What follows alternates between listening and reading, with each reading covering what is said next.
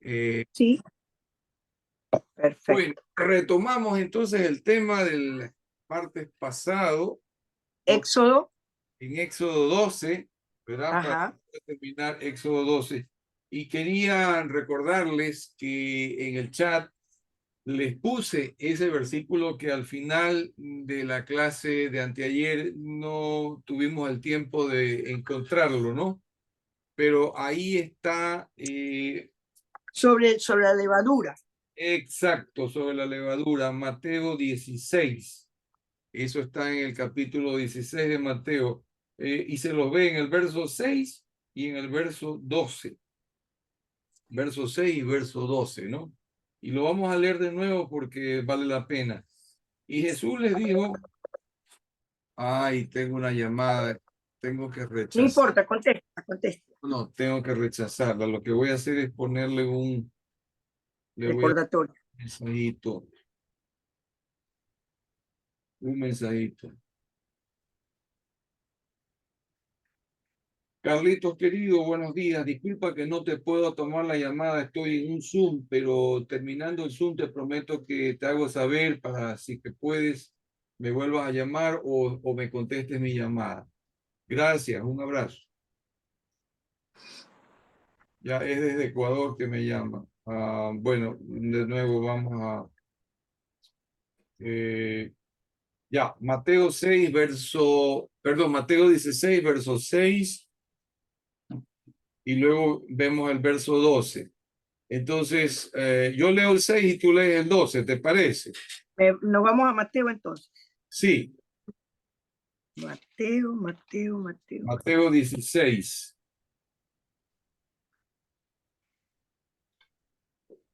Mateo 16. Ok, entonces el verso 6 lo leo yo.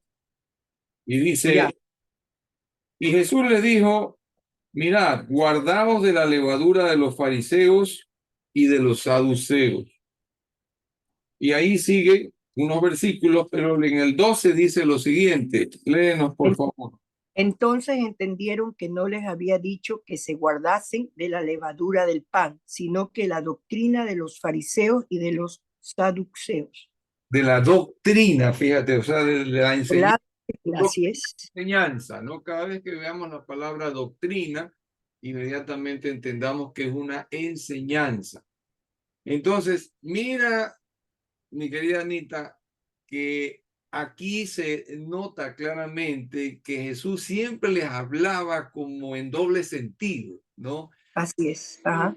En el sentido físico, material, no tendían a esa forma de entender, mientras Jesús le daba una connotación espiritual a sus palabras. ¿Sí?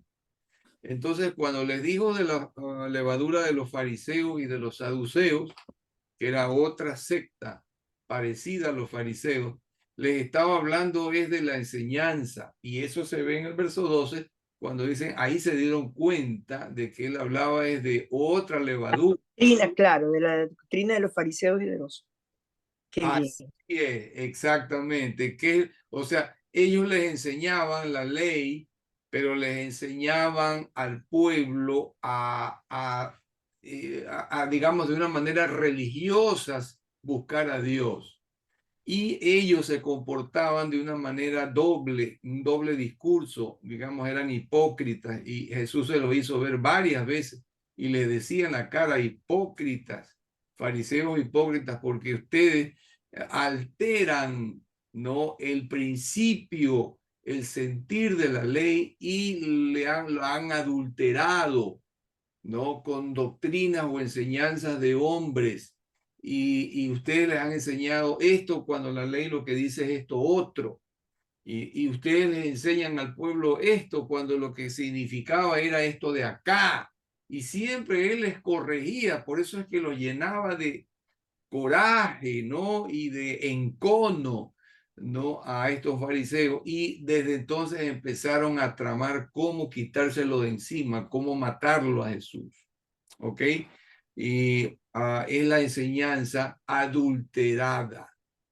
Entonces, cuando tú haces la masa del pan, la masa está hecha de harina, le pones aceite, Levadura, todas esas cosas. pero cuando le pones la levadura, ahí alteras ¿Sí me explico? Ahí adulteras la masa con el propósito de que se infle, Claro, crezca, parezca que el pan es más abundante cuando en realidad el pan es más pequeño, ¿no? ya, Por ese motivo es que se le pone la levadura, ¿no? Para que la masa parezca como más fofa y tal vez sea más fácil de comer, tal vez, qué sé yo, pero no es la verdadera masa original, sino que ya está sumada la levadura, será, ¿verdad? claro. Eh, ya. Entonces, eso es el significado de la levadura. Por eso es que el Padre les dijo, coman pan sin levadura durante esta fiesta y pónganle, volviendo al versículo 8, no, el versículo, ¿Cuál? perdón, a Éxodos 12, Sí, el Éxodo 2. Ajá. ya en el verso 8, léenos por favor, Anita. Y aquella noche comerán la carne asada de fuego y panes sin levadura, con hierbas amargas lo comerán. Mira, inclusive les dijo que pongan o coman hierbas Y amargas. sin levadura, dice ahí. Claro, dice sin levadura y además dice con hierbas Con amargas. hierbas amargas. Es decir, este pan era un pan auténtico para empezar y estaba de alguna manera enlazado el significado, el simbolismo con la amargura, con el dolor, con el sinsabor, porque ellos tenían que recordar que ellos eran carne y no se merecían lo que Dios les iba a dar.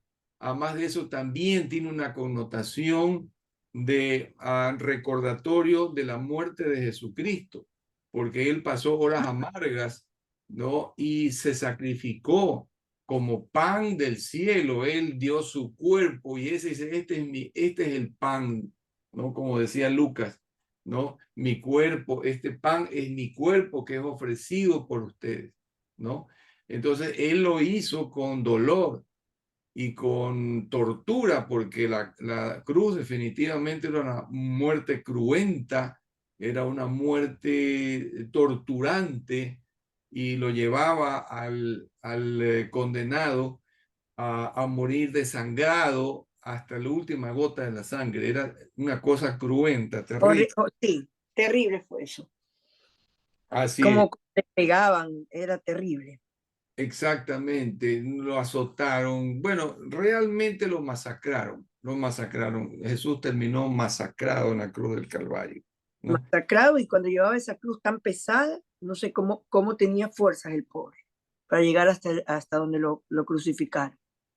Porque Exacto, caminó bastante. exacto, llevando el peso de ese madero, ¿no?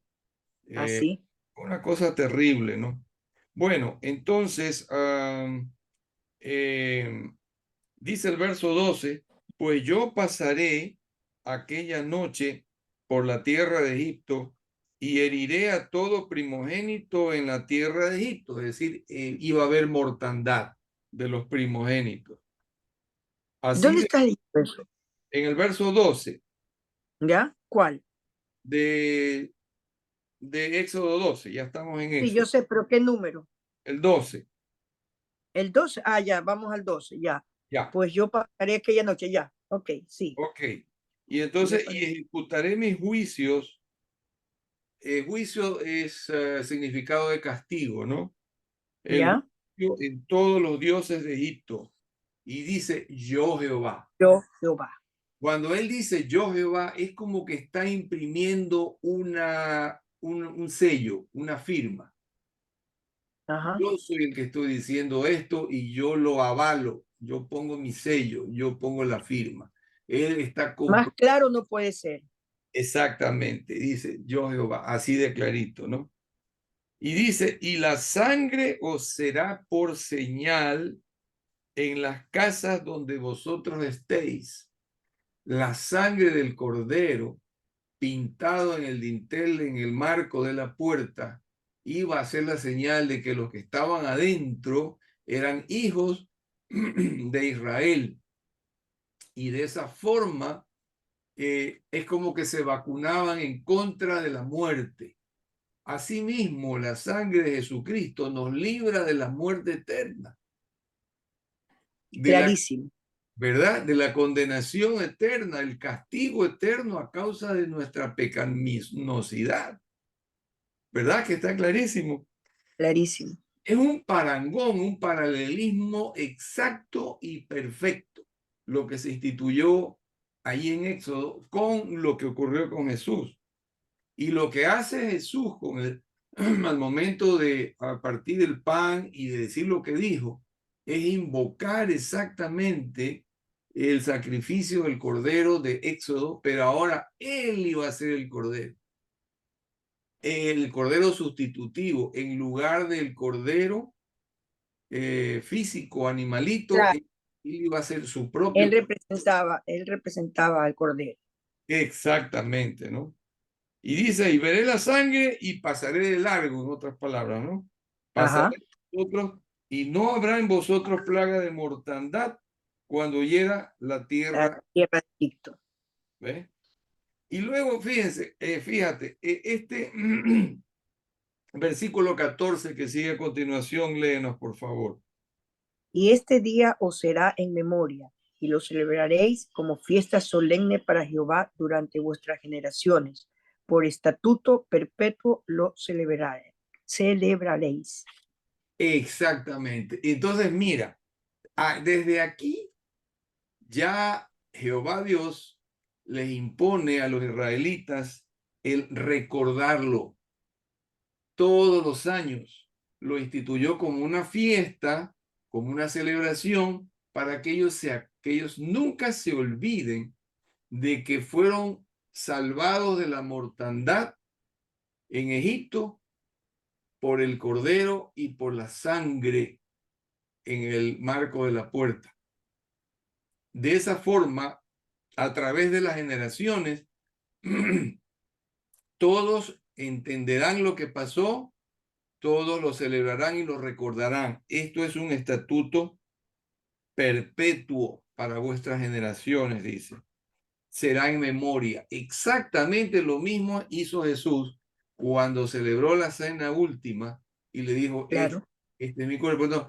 Entonces, haced esto en memoria de mí, para que no se olviden ahora de mí, porque ahora yo soy el Cordero y la sangre que se va a derramar es la mía, ¿no? Y estará rociada sobre todos los que me creyeren, en otras palabras. ¿Mm?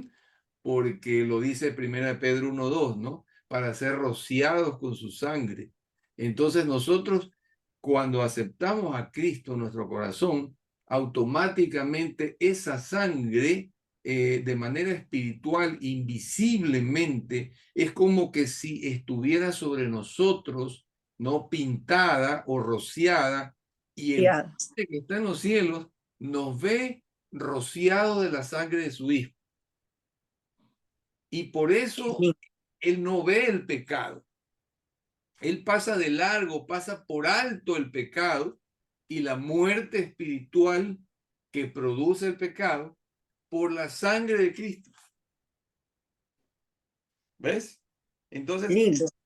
ese es el significado de la sangre de Cristo. Por eso vuelvo otra vez a decir que no se trata de que cuando bebas el vino, ese vino se transforma físicamente en la sangre y lo que tú estás teniendo en el estómago es sangre. No, el vino siempre será vino, solamente Así es. símbolo, para que no te olvides, para que te acuerdes y lo hagas en memoria de Jesucristo y recuerdes que Jesucristo murió por darte a ti la vida y que con su sangre tú estarías permanentemente cubierta, ¿no? A causa de que tenemos esta naturaleza pecadora, pero la sangre de Cristo está encima de la naturaleza pecadora. Está encima y nos limpia. Y eso hace que el Padre nos vea a nosotros justificados, es decir, perdonados. Tenemos la naturaleza pecadora, pero hemos sido perdonados.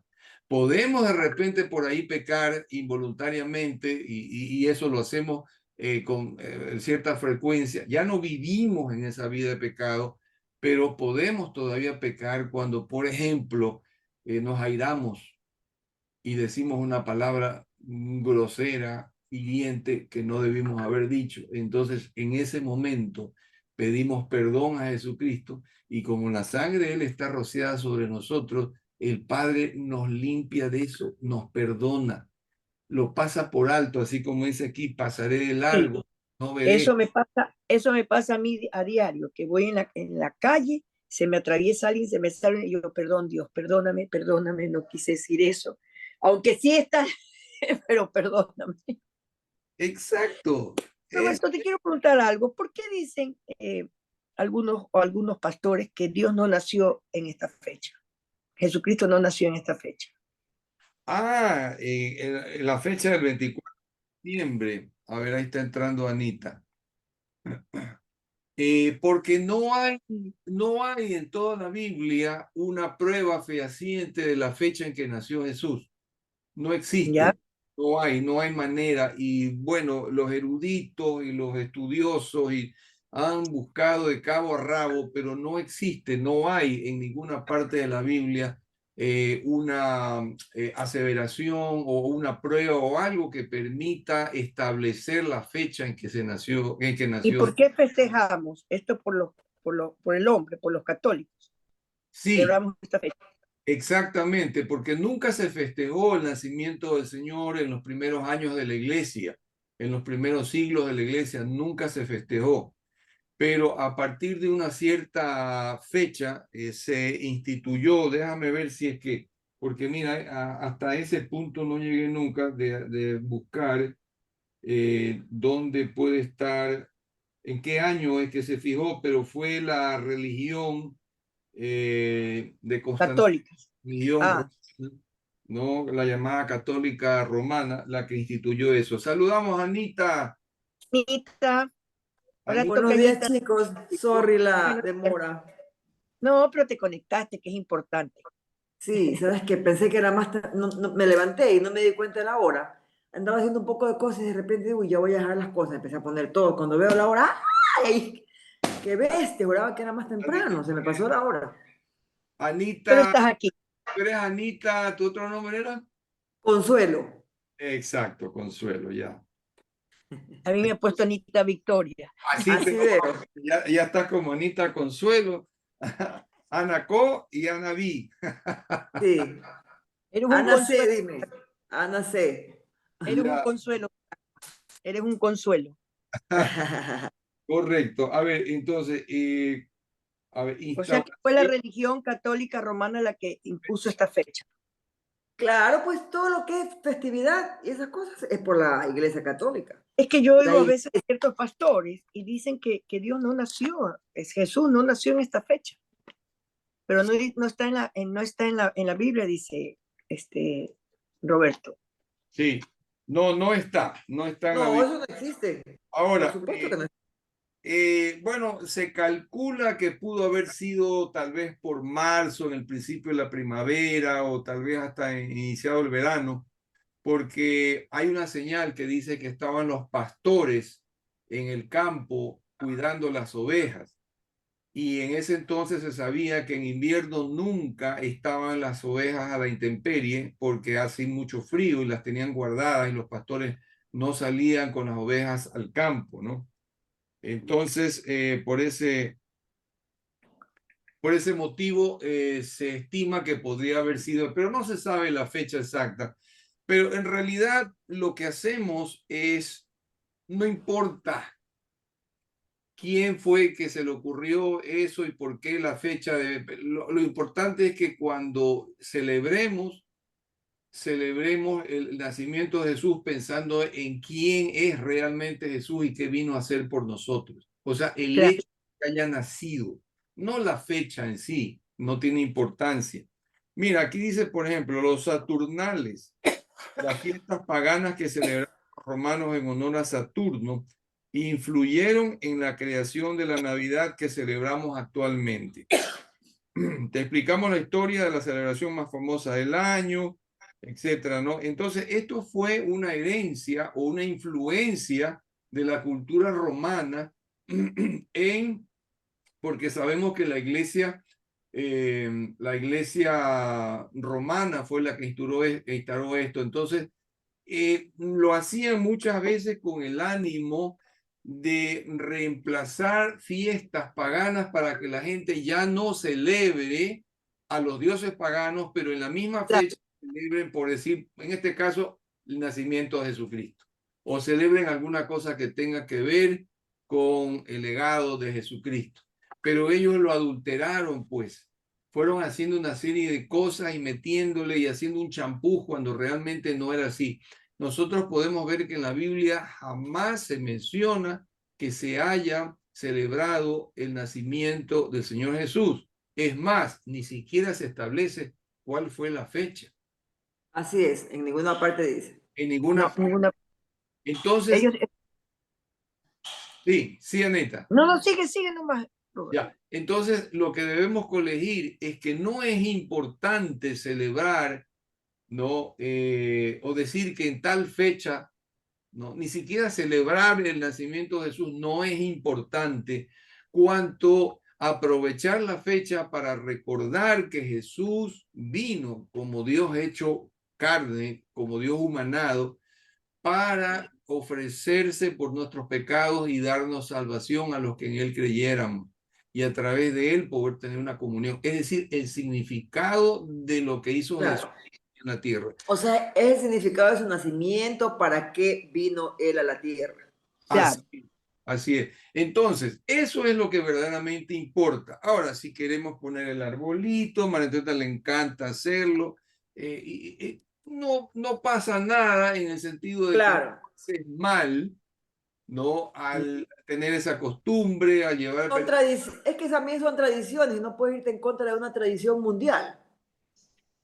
Podemos decirlo de esa forma, ¿no? En todo caso, no nos va ni nos viene, no cambia, no altera el hecho de que Cristo vive en nosotros, en nuestro corazón, no lo altera, y más bien en la mayoría de iglesias de creyentes, de gente que vive en Cristo, lo que tiene a Cristo en su corazón, lo que se hace es alegrarse y darle gracias a Dios y festejar que vino el Hijo de Dios y se encarnó y vino a morir por nosotros. Es decir, es un festejo. Como no sabemos en qué fecha y para no ser contreras y ponernos en algo parecido de lo que hizo la religión católica, es decir, fijar una fecha, imagínate si alguien decidiera que no, que mejor se celebre el 30 de abril, por decirte una cosa, o el 5 de mayo, o yo qué sé. Entonces, se hace lo mismo, fijar una fecha cuando realmente no hay ninguna fecha en la Biblia. Entonces, si bien ya se fijó esa fecha, bueno, pues pongámonos de acuerdo y celebremos, pero celebremos lo que verdaderamente significa la Navidad, no el asunto comercial de comprar Claro. cosas y poner nuestra mira en los bienes materiales que nos regalan y los regalos, no, sino realmente poder dar amor, poder dar el mensaje de Jesucristo a quienes no lo han recibido todavía, poder hacer un gesto, ¿no? De amor a gente, por ejemplo, lindo el poder ofrecer algo a gente que no tiene, ¿no? Porque precisamente hoy día estaba volviendo a leer Gálatas y recordé un pasaje en Gálatas y yo se lo voy a leer para ir más rápido, ¿no? En Gálatas cuando dice, Pablo reprende, a ver, dice en el capítulo 2, verso 10 de Gálatas, dice, solamente nos pidieron que nos acordásemos de los pobres, lo cual también procuré, dice Pablo, con diligencia hacer. Cuando Pablo dice que fue a Jerusalén y se entrevistó con algunos de los apóstoles y les llamó la atención, ¿no? Porque él predicaba un evangelio que no lo recibió de Cristo mientras estuvo aquí en la tierra, pero sí lo recibió por revelación de Jesucristo en lo espiritual. y coincidía con el mismo evangelio que predicaban los discípulos de Jesús que sí estuvieron con él, ¿no? Y dice, tanto Jacobo como Pedro y Juan, los tres principales discípulos del Señor, en el verso 9, dice de Gálatas 2, que eran considerados como columnas, nos dieron a mí y a Bernabé la diestra, la derecha, le dieron la mano en señal de compañerismo para que nosotros fuésemos a los gentiles, ¿ya? Y establecieron que, ok, Pedro y los demás habían sentido en su corazón que Dios, que Jesucristo les había dicho, quédense en Jerusalén y más bien prediquen entre los judíos. Pero lo bendijeron a Pablo y le dijeron, vaya y usted predica entre los gentiles. Es el mismo evangelio. Y dice ahí, solamente nos pidieron que nos acordásemos. Es decir, no que se circunciden, no que asuman las creencias religiosas judías, ni las costumbres, ni las tradiciones judías, solamente que se acuerden de los pobres. Es decir, que sean generosos y sean dadivosos con quienes menos tienen. Entonces, es un bonito gesto el que se puede hacer allí, por ejemplo, para Navidad, acordarse de los pobres si no se lo hace todo el tiempo, ¿no? Bueno, como debería ser. Seguimos Entonces, en Éxodo. ¿perdón? Seguimos en Éxodo. Sí, volvemos a Éxodo, correcto, sí. Entonces, bueno, y aquí siguen una serie de cosas, ¿no? En el verso 15, ¿no? Cómo se debe celebrar la fiesta, ¿no? Estamos viendo lo de la Pascua, ¿no? Sí, de la Pascua, Éxodo. y que el primer día será así, que el último día será así. El 17 dice que guardaré la fiesta de los panes sin levadura, para que ustedes se acuerden. Entonces, la connotación de la fiesta es un recordatorio. Asimismo, la celebración de la Santa Cena es un recordatorio.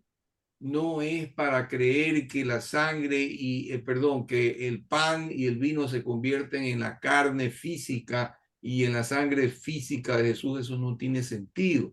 Eso realmente es absurdo y no guarda relación con lo que se nos enseña tanto en la Pascua como en lo que dijo Jesús. Nosotros vimos en 1 Corintios, ¿se acuerda?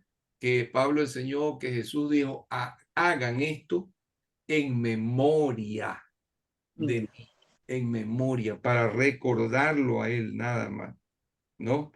Y bueno, etcétera, etcétera, etcétera, etcétera. Y Y nuevamente, entonces repite que comerán sin levadura. sí, sin la levadura, ¿no? Anita, Anita Consuelo, te recomiendo que veas el video más tarde, que lo vamos a ver Ya. por la partecita del principio que te perdiste porque leímos Mateo y vimos el significado de la levadura que hablaba Jesús ahí Ah, ya. ¿ok? Es la Luego, doctrina. las doctrinas, las enseñanzas adulteradas que daban los fariseos y saduceos. Ajá. No eran enseñanzas puras como las que Jesús impartía, eran enseñanzas adulteradas. Por eso él decía, guárdense de la levadura, o sea, de la adulteración de la enseñanza de los fariseos, porque Jesús mismo los cuestionaba y les decía, ustedes son unos hipócritas, porque enseñan Claro. doctrinas y mandamientos de hombres en lugar de los mandamientos de Dios. Ustedes ustedes adulteran las enseñanzas puras, el espíritu mismo de la ley, de la enseñanza que Dios le dio al pueblo a través de Moisés en el origen, ¿no? Hace, bueno, desde entonces eran como 600 años atrás, ¿no? Perdón, 1500 años. 1500 años ha sido, 1500 y pico de años antes de Jesús fue lo de Moisés y la institución de la Pascua y todo eso. ¿Ok? Ya. Bueno, entonces, y miren ustedes el verso 26. Y cuando os dijeren vuestros hijos, ¿qué es este rito vuestro? Se convirtió en un rito, en un ritual. Todos los años lo repetía. Era solamente ¿Dónde está eso? En Éxodo. Éxodo 12, pero verso 26, Ah, ya. Ok. ¿no? ¿Qué es este rito? O sea, cuando les pidan la explicación, entonces ahí está claro que era un rito, era un ritual. Ustedes le responderán, es la víctima de la Pascua de Jehová, el cual pasó por encima de las casas de los hijos de Israel en Egipto, cuando hirió a los egipcios, es decir, que les cuenten a sus generaciones lo que pasó, que ellos no vieron, ¿verdad? Es para que a través de las generaciones quede esto claro y nunca se olvide, hasta que llegue Jesús, y cuando llegó Jesús, Él instituyó la nueva Pascua. Él instituyó el nuevo pacto. Él instituyó la nueva forma de recordar, que ya no recuerden un cordero que mataron ellos y que con la sangre, sino que recuerden que Él es el cordero y que fue su sangre la que selló el pacto con los que creyéremos en Jesús. Por eso, mis queridas Anitas y los demás que vean este video, cuando nosotros recibimos a Jesucristo en nuestro corazón el día en que lo hicimos, lo que hicimos, aparte de nacer de nuevo, es establecer un pacto con el Padre a través de la sangre de Jesucristo. Y cuando celebremos la cena, lo que haremos es recordar que nosotros tenemos un pacto firmado con sangre de Jesucristo con el Padre. Es un pacto. Ese pacto el Padre no lo va a violar nunca.